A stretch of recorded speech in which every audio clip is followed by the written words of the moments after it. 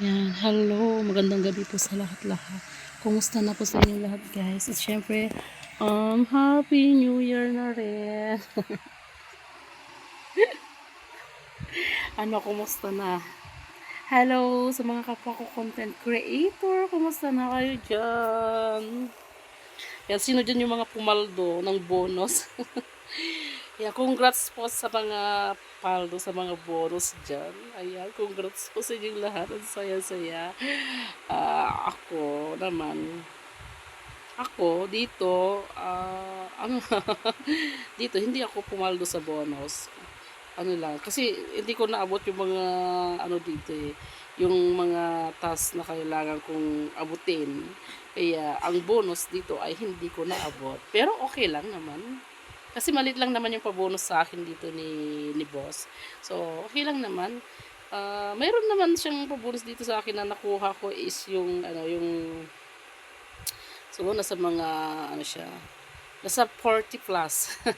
Ayun, yun ang nakuha ko. Naka 40 plus dollar ako na bonus dito. So, yun lang ang aking naging bonus.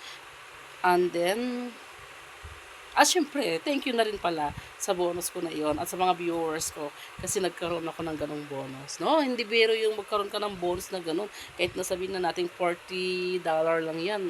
Malaking bagay na rin yan pag napalitan, di ba? So, sa isang account ko naman, so, doon, tsamba ako doon, sa kabilang account. So, doon ako pumapaldo. So, paldo ako sa bonus doon, sa kabilang account. Siyempre, bakit ko nakuha yung bonus ko na yun? Siyempre, pinaghirapan ko yun, guys. Pinaghihirapan ko. At siyempre, naging masipag ako doon. Kinalingan ko, ginawa ko yung the best ko. Kaya ako nakuha yung bonus na ganun. Medyo paldo siya talaga. So, masaya ako kasi nagkaroon ako ng ganung bonus for the first in my life. First time kong magka-bonus ng gano'n. So, sabiruin mo, nag-abroad ako. Hindi ko naranasang magkaroon ng ganun kalaking bonus. Di ba? Diyos ko, sa isang buwan, nagka-bonus ako ng ganung malaki. Parang ano ko na rin yun. Siguro pag nangingibang bansa ako, yung bonus ko, sahod ko yun ng ng mga mm, kung sa Middle East, sahod ko yun ng sandali. Sahod ko yun ng siguro, mga sahod ko siguro yun ng mga 3 buwan.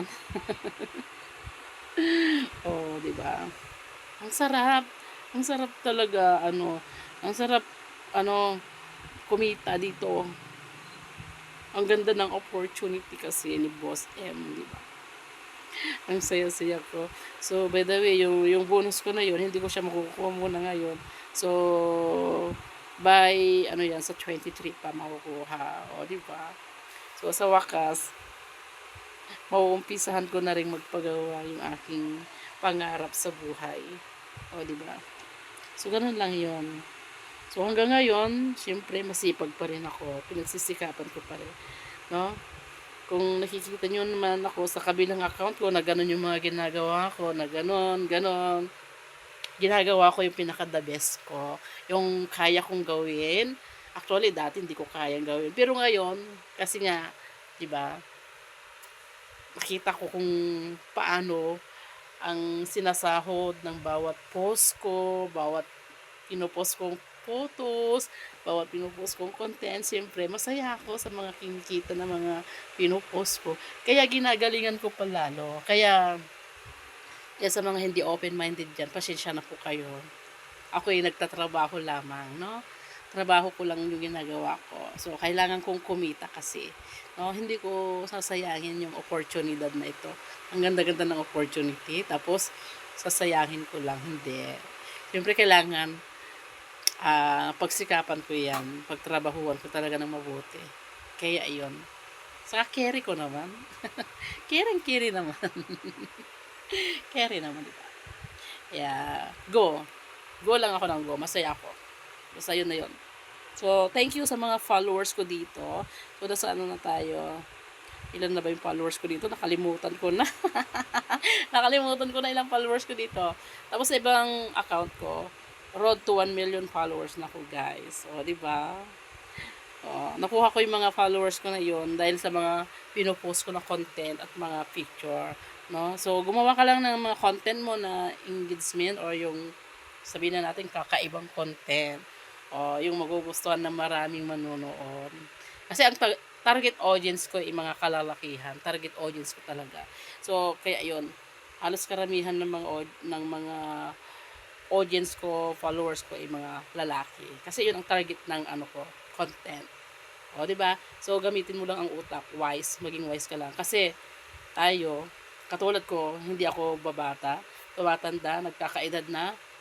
Pag ano na ako, pag di ko na kaya, hindi na ako pwedeng bumalik. Para, sabihin ko, ay, gusto kong gawin yan para kumita ko. Hindi ko na yun mababalikan. Kaya hanggat kaya ko pa, go lang ng go. Diba? So, ganun lang yun. Diba? So, thank you everyone. Thank you sa mga viewers ko po. Thank you. And magandang gabi po sa inyong lahat, guys.